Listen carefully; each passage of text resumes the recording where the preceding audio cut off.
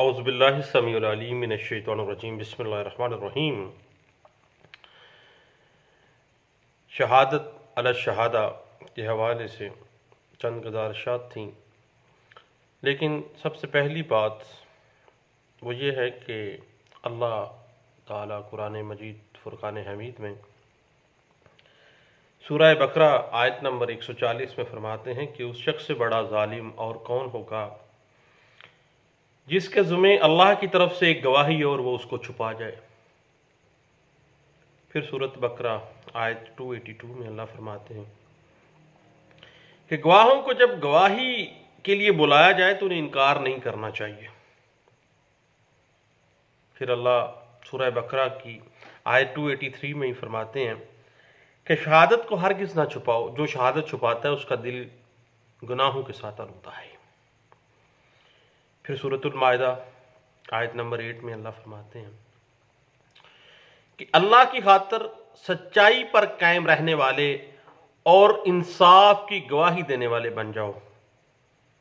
کسی گروہ کی دشمنی تم کو اتنا مشتعل نہ کر دے کہ انصاف سے ہی پھر جاؤ۔ پھر اللہ سورۃ المائدہ کی آیت نمبر 106 میں کہتے ہیں نہ خدا واسطے کسی گواہی کو ہم چھپانے والے ہیں، اگر ہم نے ایسا کیا تو گناہ گاروں میں شمار ہوں گے۔ پھر سورۃ المعارج آیت نمبر 33 میں اللہ مومنین کی صفات بیان کرتے کہتے ہیں کہ وہ اپنی گواہیوں میں ہمیشہ سچائی پر قائم رہتے ہیں اور یہی لوگ عزت کے ساتھ جنت کے باغوں میں رہیں گے۔ حضور بات اس طرح سے ہے کہ شہادت علی الشہادہ بنیادی طور پر آرٹیکل 71 جو کہ oral evidence must be direct, اس کے اوپر ہم نے کافی دفعہ مختلف آسپیکٹ سے بحث بھی کی، باتیں مختلف ہوتی رہیں۔ اس کی تھرڈ پرویو یہ ہے کہ اگر گواہ فوت ہو چکا ہے یا دستیاب نہیں ہے یا شہادت دینے کے قابل نہیں رہا ہے یا وہ اس قدر تاخیر یا خرچ کے بغیر جو حالات کے تحت عدالت کے خیال میں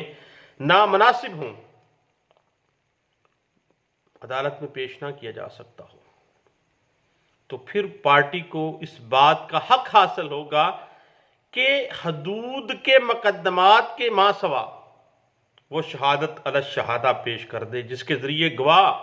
اصل گواہ اپنی طرف سے شہادت دینے کے لیے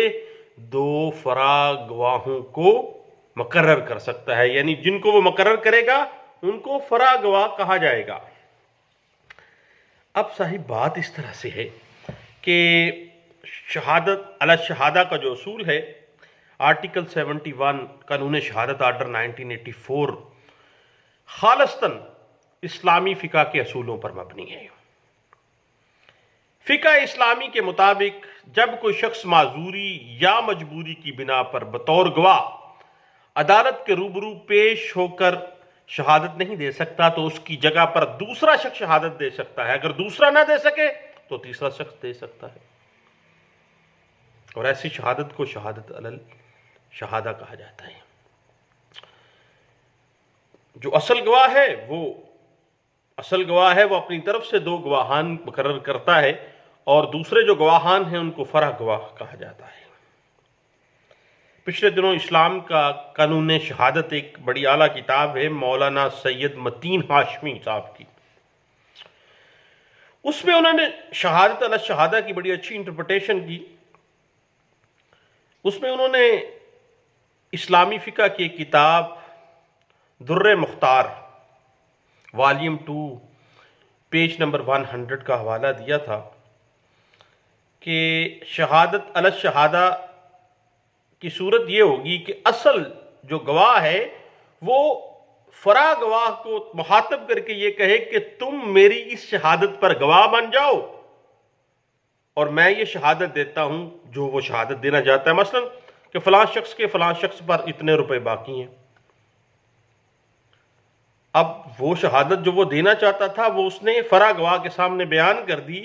اور جسے گواہ بنایا جا رہا ہے جو فرع گواہ ہے وہ گواہ بننا منظور کرے یا خاموش رہے۔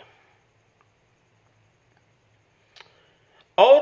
شہادت علی الشہادہ اس صورت میں قبول کی جا سکتی ہے جب کہ موت یا مرض یا طویل سفر کے باعث اصل گواہ عدالت میں حاضر ہونے سے معذور ہے، یا کوئی پردہ نشین عورت ہے جس کے لیے غیر مردوں کے سامنے حاضر ہو کر بیان دینا ناممکن ہے، مشکل ہے، وہ محسوس کرتی ہے کہ بہت مشکل ہے۔ اب اگر ہم مختلف فقہ کے اعتبار سے دیکھتے ہیں، فقہ جعفریہ میں بیماری یا اس کی مانند کسی امر کو جو اصل گواہ کی حاضری میں مانے ہے، جائز عذر قرار دیا گیا ہے۔ اب شہادہ علی الشہادہ کا اصول آپ کو پتہ ہے کہ حدود اور قصاص کے مقدمات پر لاگو نہیں ہوتا ہے، اور ان مقدمات میں اصل شہادت ہی قبول کی جاتی ہے، لیکن امام مالک رحمۃ اللہ علیہ کے نزدیک زنا کے مقدمات میں شہادت علی الشہادہ قبول کی جا سکتی ہے، حتیٰ کہ قذف کے معاملات میں بھی۔ اور شیعہ اسکول آف تھاٹ کے مطابق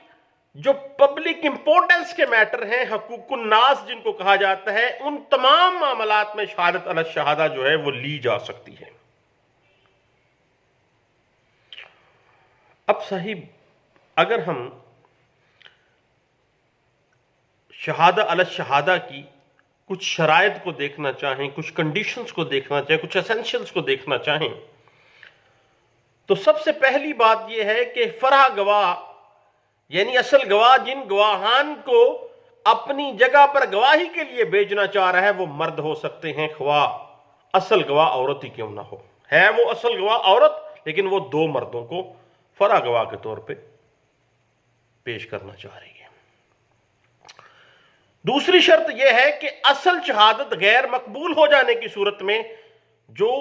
فرع شہادت ہے وہ بھی غیر مقبول ہو جائے گی،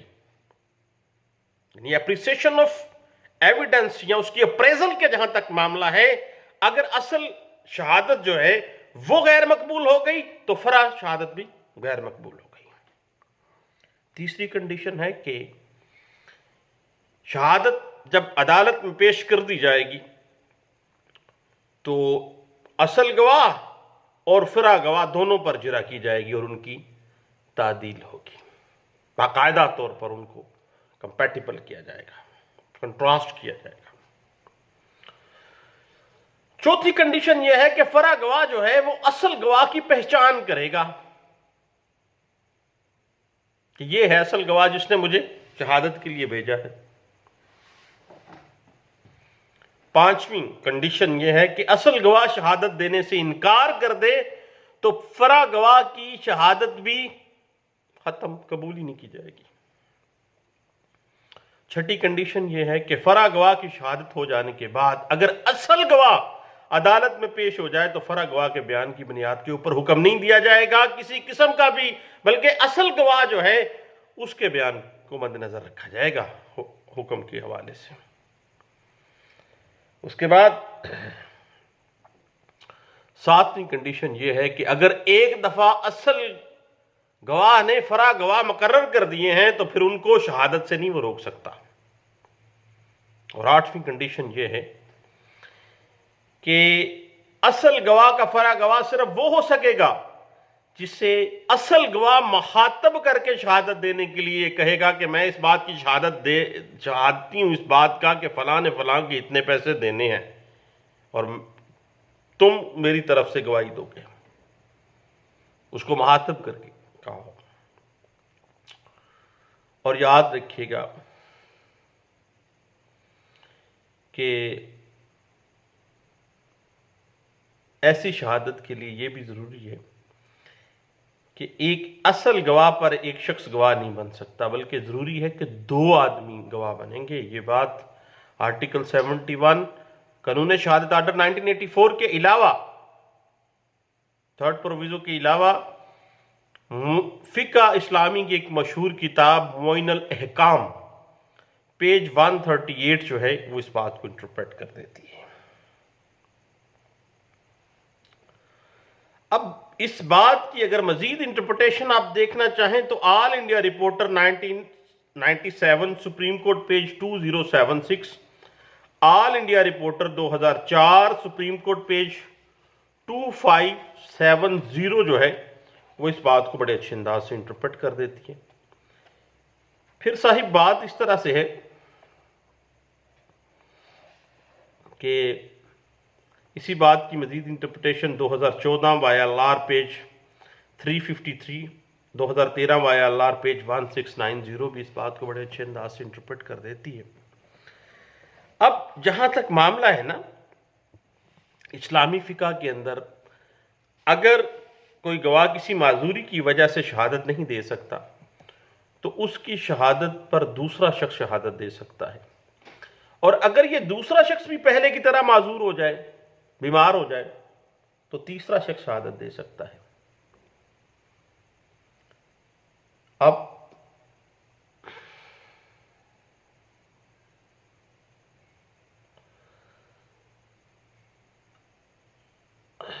बात इस तरह से है कि इस्लामी फ़िक़्ह की एक किताब है कुंजुल फ़ाइक,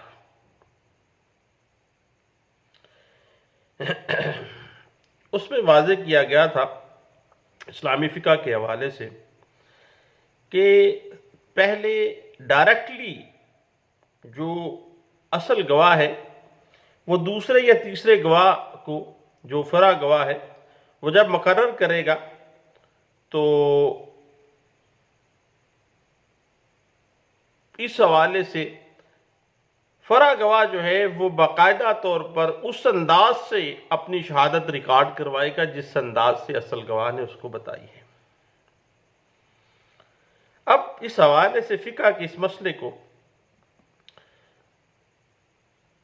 आर्टिकल 71 प्रोविज़ो 3 में सिर्फ दूसरे शख्स तक महदूद रखा गया है, और तीसरी कड़ी के शख्स को फ़रा गवाह बनने की इजाज़त नहीं दी गई है। जबकि इस्लामी फ़िक़्ह में शहादत से माजूरी की ये वजूहात जो हैं वो बयान की गई हैं। मौत, बीमारी, जब अदालत तक पहुँचने के लिए 3 दिन से ज़ायद सफ़र करना पड़े,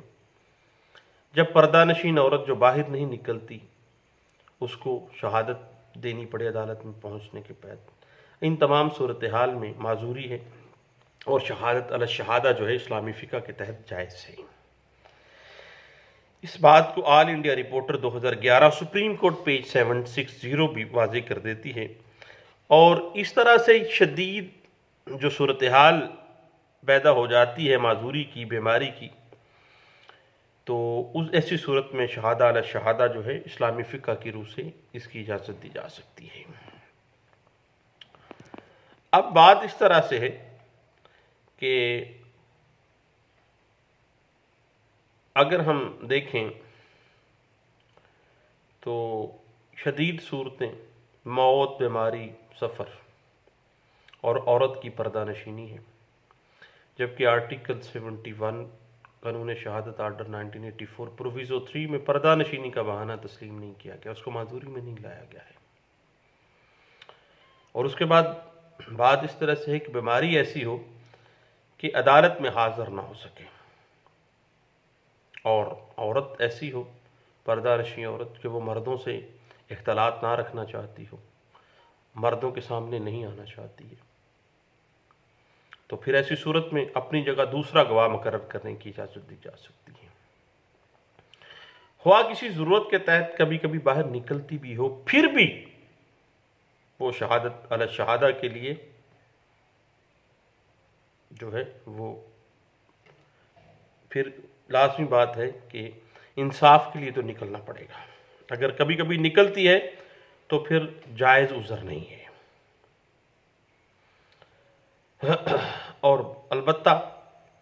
वो इस सूरत हाल में अपनी जगह पे किसी और को गवाही के लिए अगर भेजना चाहती है तो दूसरा गवाह मुकर्रर करना जो है वो उसके लिए इस्लामी फ़िक़्ह में भी जायज़ है।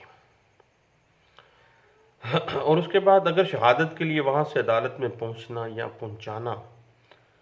नामुमकिन हो तो जायज़ नहीं, क्योंकि ज़रूरत का उज़र मौजूद ही नहीं है। जबकि शिया स्कूल ऑफ थाट के नज़दीक जायज़ उज़र बीमारी है या बीमारी से मिलता जुलता कोई अमर जो असल गवाह के लिए अमर माने हाज़री है, यानी वो हाज़िर ही नहीं हो सकता है, या असल गवाह जो है वो गायब हो जाए और शहादत ना दे सकता हो, या اصل گواہ کے لیے عدالت میں حاضر ہونا مشقت طلب ہو، یعنی اس کا سفر ہی اگر فرض کریں 3 دن سے زائد کا ہے، اور حدود و قصاص کے جو معاملات ہیں ان میں شہادت علی الشہادہ جو ہے وہ جائز نہیں ہے، باقی معاملات میں شہادہ علی الشہادہ جو ہے وہ جائز ہے۔ اور اصل گواہ حاضر ہونا، بعض اوقات معاملہ اس طرح سے ہو جاتا ہے کہ شہادت پر شہادت کی صورت میں ہمیشہ سے اس بات کا امکان ہے کہ شبہ پیدا ہو جاتا ہے، شبہات پیدا ہونا لازمی ہوتے ہیں، اور ہمیشہ اسلامی فقہ بھی یہ چاہتی ہے کہ حدود اور قصاص کے معاملات میں شبہات سے ساکت شہادت ہی سامنے آئے۔ اس لیے حدود اور جو قصاص کے معاملات ہیں اس میں شہادت پر شہادت جو ہے، شہادت علی شہادہ جو ہے وہ جائز نہیں سمجھی جاتی ہے۔ البتہ بعض اوقات اگر کوئی اور گواہ نہیں مل رہا ہے تو عدالت کی طرف سے کوئی ایسا شخص مقرر کیا جا سکتا ہے جو کہ اصل گواہ کے پاس پہنچے اور اس سے شہادت حاصل کرے، اور یہ شخص فرع کی حیثیت رکھے گا۔ امام مالک رحمۃ اللہ علیہ کی جو فقہ ہے وہ اس بات کو سپورٹ کرتی ہے۔ یاد رکھیے گا کہ اگر شہادت حاصل کرتے وقت پارٹیز یعنی مدعی کے فرض کرے ملزم یا مستغیث یا اکیوزڈ پرسن، پلینٹیف اور ڈیفینڈنٹ موجود ہیں، یہ پارٹیز، تو پھر شہادت علی شہادہ شمار نہیں ہوگی بلکہ وہ اصل شہادت تھی، کیونکہ پارٹیز سامنے آ گئی ہیں، تو ان کا فرع گواہ بھی وہاں موجود ہے۔ جب اصل گواہ آ گیا تو پھر فرع گواہ جو ہے اس کی گواہی ساقط ہو جائے گی۔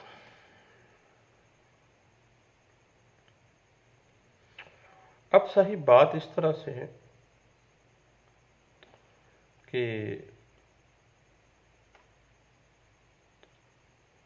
پہلی بات تو یہ ہے کہ فرع گواہ جو ہے، خواہ اصل گواہ عورت ہی ہے، پھر بھی مرد کو ہی فرع گواہ قرار دے گی، اسی کو مقرر کرے گی۔ البتہ عورت کی شہادت ضرورت کے تحت جائز قرار کی جا سکتی ہے، اور اصل گواہ کسی کو اپنا فرع بنانا چاہے تو وہ مرد گواہ ہی تلاش کرے گا۔ اگر فرع گواہ کی تقرری کے وقت 2 مرد گواہ نہ مل سکیں تو پھر 1 مرد اور 2 عورتیں جائز ہو جائیں گی، جبکہ شیعہ اسکول آف تھاٹ کے نزدیک جن امور میں صرف عورت کی شہادت ہو سکتی ہے ان امور میں عورت بھی شہادت علی الشہادہ جو ہے وہ دینے کی اہل ہے،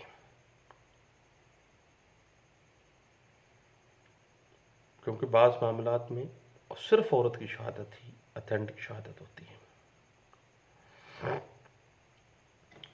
اب معاملہ یہ ہے، چونکہ فرع گواہ جو ہے وہ اپنے اصل گواہ کے تابع ہوتا ہے، اس لیے جب کسی وجہ سے اصل گواہ اپنی مقبولیت کھو دیتا ہے، غیر مقبول ہو جاتا ہے، تو پھر فرع گواہ بھی آٹومیٹکلی غیر مقبول ہو جاتا ہے۔ اور بات اس طرح سے ہے کہ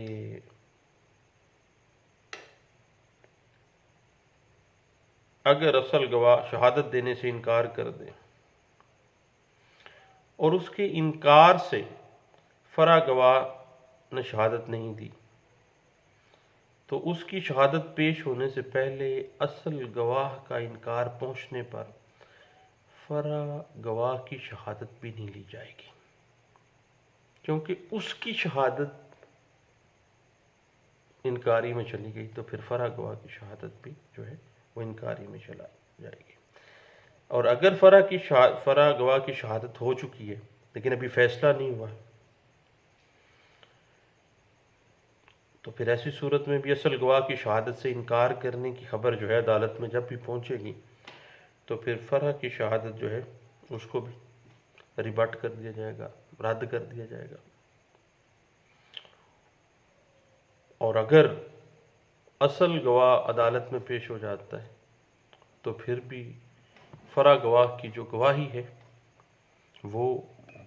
रद्द कर दी जाएगी और उसके ऊपर जो है हुक्म जारी नहीं किया जाएगा, बल्कि असल गवाह की शहादत ही देखी जाएगी। तो इस्लामी फ़िक़ा और आर्टिकल 71 कानून शहादत आर्डर 1984 जो है वो शहादत अला शहादा के मुख्तलिफ आस्पेक्ट्स को वाज़ेह कर देता है। चंद एक बातें थी जो दोस्त अहबाब हम बैठे आपस में गपशप लगा रहे थे, तो मैंने कहा क्यों ना सब दोस्तों के साथ इस बात को शेयर कर लिया जाए। दुआओं में दोस्तों याद रखिएगा, मुख्तलिफ कानूनी पहलुओं के ऊपर, मुख्तलिफ मामलात के ऊपर इंशाअल्लाह गाहे बगाहे हम डिस्कस करते रहेंगे और डेली करते हैं। अल्हम्दुलिल्लाह मामलात इसी तरह चलते हैं, हमेशा एक तालिब इल्म की ज़िंदगी गुजार रहे हैं आज तक, और इंशाअल्लाह नेक्स्ट इंशाअल्लाह किसी नए टॉपिक के साथ मिलते हैं। दुआओं में याद रखिएगा। अल्लाह हाफ़िज़।